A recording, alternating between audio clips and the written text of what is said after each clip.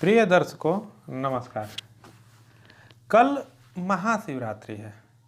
आदिदेव महादेव भगवान शिव का दिन भारतीय परंपरा के हिसाब से एक अत्यंत विशेष दिन, अत्यंत पावन, पवित्र, अत्यंत फलकारी दिन। योगियों, साधकों, ज्ञान की खोज में लगे व्यक्तियों, भक्तों या सामान्य जनमानस के लिए भी महाशिवरात्रि का अत्यंत विशेष फलकारी महत्व है। यह इसलिए क्योंकि यह स्वयं भगवान शिव का प्रिय दिन है। इस दिन हम जो भी साधना करते हैं, पूजन करते हैं, आराधना करते हैं, भजन करते हैं या ध्यान करते हैं, उस सब का महत्व आम दिनों की अपेक्षा कई गुना ज़्यादा बढ़ जाता है। लेकिन प्रश्न यह है कि जिन भगवान शिव के लिए महाशिवरात्रि मनाई जाती है, उन्हें प्रसन्न करने के लिए महाशिवरात्रि का आयोजन किया जाता है, वो भगवान शिव का महात्म्य क्या है, क्या है उनकी गाथाएं, कौन है ये, क्यों कहते हैं हम इन्हें आदिदेव, और क्या है इनकी विशेषता कि भारतीय परंपरा में, भारतीय समाज में आदर्श पति, आदर्श पुत्र, आदर्श राजा के रूप में प्रतिष्ठित स्वयं भगवान श्री राम भी कहते हैं कि शिव द्रोही मम दास कहावा, सो नर मोहि सपनेहु नहीं भावा। मतलब कि भगवान राम स्वयं कहते हैं कि जो लोग मेरी पूजा करते हैं, मुझे अपना इष्ट मानते हैं, लेकिन भगवान शिव की पूजा नहीं करते, उनसे द्रोह रखते हैं, वो वैसे लोग चाहे मेरी कितनी भी आराधना करें, वो मुझे सपने में भी नहीं भाते हैं। मतलब क्या खास है भगवान शिव में। आइए महाशिवरात्रि विशेष सत्संग के इस वीडियो में हम लोग भगवान शिव के महात्म्य, भगवान शिव की महानता और उनके ही गुणों का श्रवण करेंगे और उनके ही गुणों पर बातचीत करेंगे। तब तक एक बार प्रेम से बोलिए ओम नमः शिवाय। अब देखिए, भगवान शिव भोले भंडारी हैं, बहुत ही सरलता से प्रसन्न हो जाते हैं और साधक को मन चाहा फल देते हैं। अब भगवान शिव को प्रसन्न करने के दिनों में महाशिवरात्रि एक सबसे महत्वपूर्ण दिन है। इसलिए इस दिन साधना करने से, इस दिन ध्यान करने से साधक या ध्यानी के अंदर अद्वितीय ऊर्जा का संचार होता है। इस दिन यही कारण है कि आप देखिएगा कि भारतीय परंपरा में अधिकांश लोग इस दिन या तो व्रत करते हैं या पूजा करते हैं या जलाभिषेक करते हैं या साधना करते हैं या ध्यान करते हैं। इस दिन जलाभिषेक का अत्यंत महत्व है। भगवान शिव सिर्फ जल अर्पण करने से ही प्रसन्न हो जाते हैं। उन्हें क्या चाहिए? उन्हें उनकी पूजा के लिए पत्ते चाहिए, बेलपत्र, जल चाहिए और मन में थोड़ी सी श्रद्धा का भाव। इतनी सी सामान्य चीज़ों को ही अगर श्रद्धा पूर्वक उन्हें अर्पण करते हैं और उनका ध्यान करते हैं, जिसे ध्यान आजकल मेडिटेशन के वर्ड नाम से प्रचलित हो चुका है, लेकिन अगर ध्यान करते हैं तो भगवान शिव इस दिन साधक को या ध्यानी को सकारात्मक ऊर्जा का वह वरदान देते हैं जो जीवन में अत्यंत महत्वपूर्ण होता है। यही कारण है कि कहा जाता है कि महाशिवरात्रि के दिन सुबह में जलाभिषेक, महादेव का ध्यान और पूजा के बाद भी जब तक दिन में जब जब समय मिले तब ओम नमः शिवाय के पंचाक्षरी मंत्र का दिन भर, जब जब समय मिले दिन भर उसका जाप करते रहना चाहिए। अब तक तो हम लोग यह जान गए कि महाशिवरात्रि का महत्व क्या है और इस दिन क्या करना चाहिए, लेकिन अब हम उस प्रश्न पर आते हैं जो कि सीधे ही मन में उठता है। सीधे जब भी हम भगवान शिव की बात करते हैं, महाशिवरात्रि की बात करते हैं, तो हमारे मन में पहला प्रश्न उठता है कि यह शिव हैं कौन और कहाँ हैं वो, जिनकी हम महाशिवरात्रि के दिन आराधना करेंगे, जिनकी पूजा करेंगे, वो कहाँ हैं और वो कौन है। उठता है प्रश्न। सामान्य सी बात है, मनुष्य की एक प्रवृत्ति है प्रश्न उठना, प्रश्न तो उठता ही है। देखिए, भारतीय परंपरा में प्रश्न पूछने को बड़ी ही सम्मान की नज़र से देखा जाता है। आरंभ से ही आप देखिएगा, भारतीय परंपरा के जितने भी ग्रंथ हैं उसमें प्रश्नोत्तर शैली का प्रयोग आपको मिलेगा। रामचरितमानस में काकभूषुंडी जी और सुखदेव जी का संवाद है। शिव महापुराण की शुरुआत ही होती है शौनक ऋषि द्वारा महर्षि सूत जी से सवाल पूछने के द्वारा। सबसे बड़ी प्रश्नोत्तर माँ पार्वती के प्रश्न और भगवान शिव के उत्तर अत्यंत प्रसिद्ध हैं। ज्ञान की जितनी बातें इन उत्तरों में मिलती हैं, इस प्रश्नोत्तर में मिलती हैं, वो सभी ज्ञानियों के लिए, सभी साधकों के लिए अत्यंत महत्वपूर्ण है। भारतीय परंपरा में आरंभ से ही प्रश्न पूछने को बहुत ही सम्मान की नज़र से देखा जाता है, क्योंकि जब आदमी प्रश्न पूछता है तो उसे जो सामने वाला जो उत्तर देता है उस उत्तर से इसके ज्ञान में अभिवृद्धि होती है, और प्रश्नोत्तर की श्रृंखला में ही ज्ञान नई नई चीज़ों का विकास होता है, नए नए सूत्रों का, नए ज्ञान का विकास होता है। ये ज्ञान की परंपरा आगे बढ़ती है।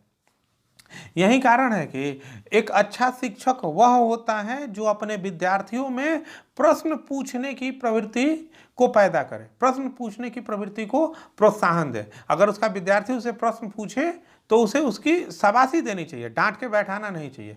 अगर शिक्षक ऐसा करता है तो वह एक अच्छा शिक्षक है। आइए, तो अब हम वापस अपने प्रश्न पर लौटते हैं। प्रश्न था कि शिव कहाँ है? उत्तर मिलता है सत्यम शिवम सुंदरम। जहाँ सत्य है, जहाँ सुंदर है, शिव वहीं है।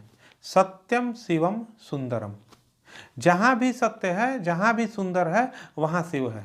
देखिए, शिव तो सर्वव्यापी है, इस जगत के कण कण में वो है, हमारे और आपके अंदर है। लेकिन जहाँ सत्य है, जहाँ सुंदरता है, वहाँ उनकी अभिव्यक्ति स्पष्ट हो जाती है। अब देखिए, सुंदरता का मतलब यह बिल्कुल नहीं है कि चेहरे पर बहुत सारे केमिकल वाले क्रीम लगाकर आप चेहरा को सुंदर बनाएं, ना, बिल्कुल नहीं। सुंदरता का तात्पर्य है यहाँ आचरण में सुंदरता लाना, ताकि जीवन में सुंदरता आ सके।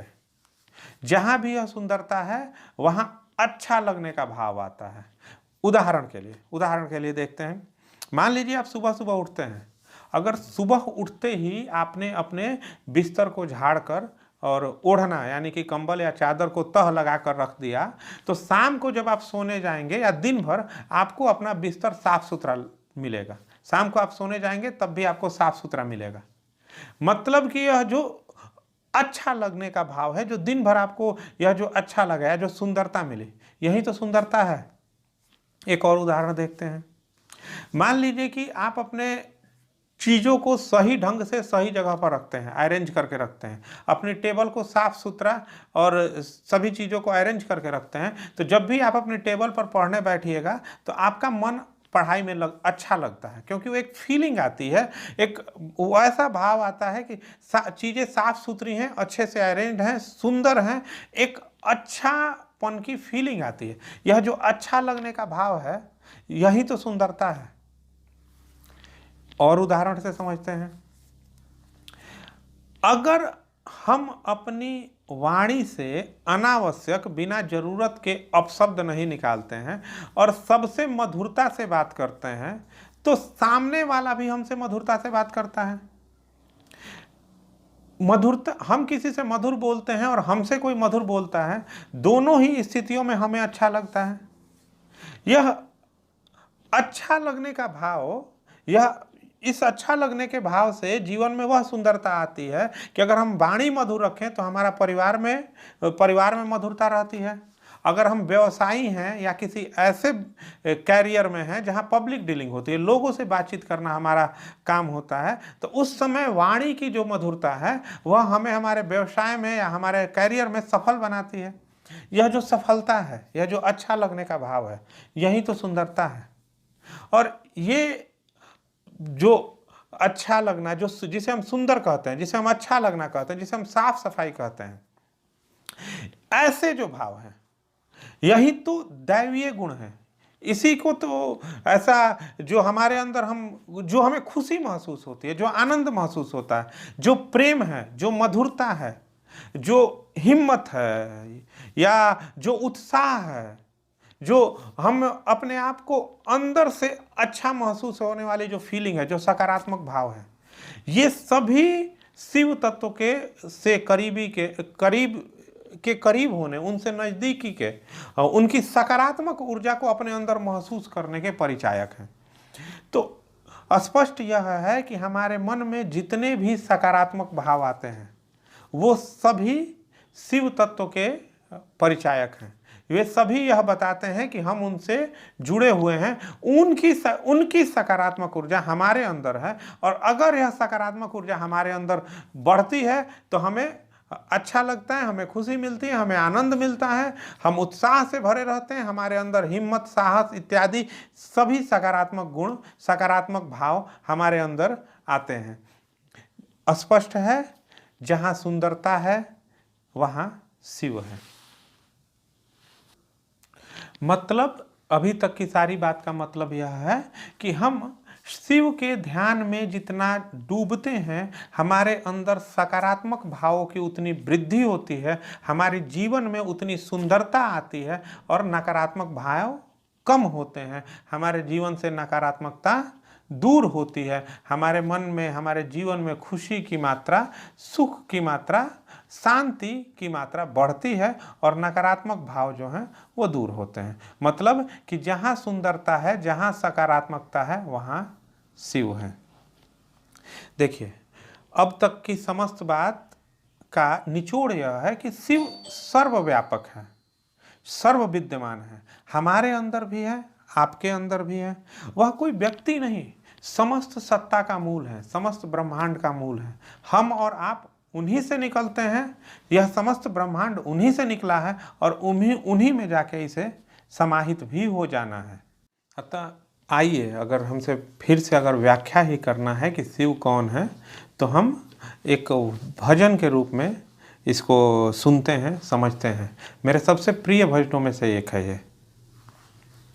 अखिल विश्व का वो परमात्मा है, सभी प्राणियों का वही आत्मा है, जो व्यापक है कण कण में है वास जिसका, नहीं तीनों कालों में है नाश जिसका, जिसे शस्त्र काटे नागनी जलाए, गलाए न पानी न मृत्यु मिटाए, वही आत्मा सच्चिदानंद मैं हूँ, शिवोहम शिवोहम शिवोहम शिवोहम।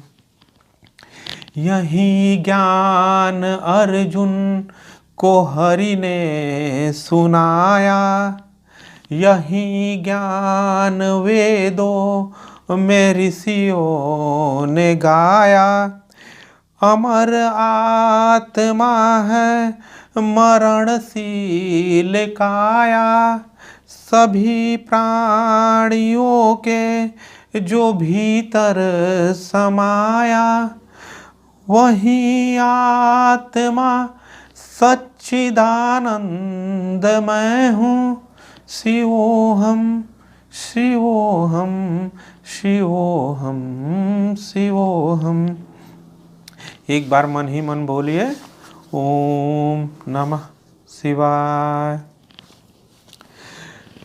ऐसे में अपने भीतर के शिव तत्व को महसूस करने का सबसे पावन दिन है महाशिवरात्रि। यह महाशिवरात्रि भगवान शिव के ध्यान में डूबकर उनमें स्वयं को डुबा देने का दिन है। जब हम उनके ध्यान में डूबते हैं तो हम उस आनंद को महसूस करते हैं जो हम कहीं और महसूस नहीं कर सकते। उस आनंद को महसूस करने का दिन है महाशिवरात्रि।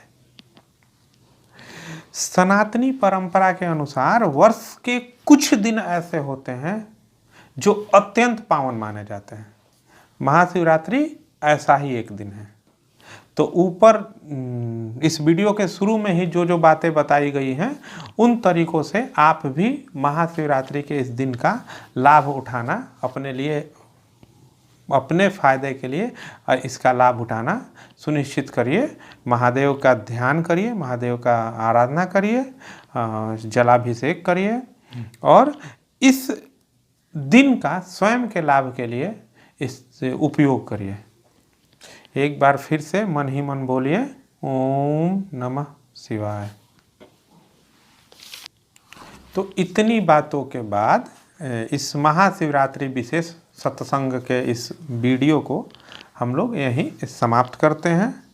अगले इस महाशिवरात्रि विशेष वीडियो के अगले भाग में, यानी कि अगले भाग में हम लोग महाशिवरात्रि से संबंधित कई सारी कथाएं, जो प्रचलित पौराणिक कथाएं हैं, उनको सुनेंगे, उनका आनंद लेंगे। तब तक आप महादेव का ध्यान करिए और अगले वीडियो को आप सुन सकें, अगले वीडियो की नोटिफिकेशन आप तक पहुंच सके, इसके लिए आप इस चैनल को सब्सक्राइब कर सकते हैं। जल्दी ही फिर मुलाकात होगी, तब तक के लिए नमस्कार। ओम नमः शिवाय। हर हर महादेव।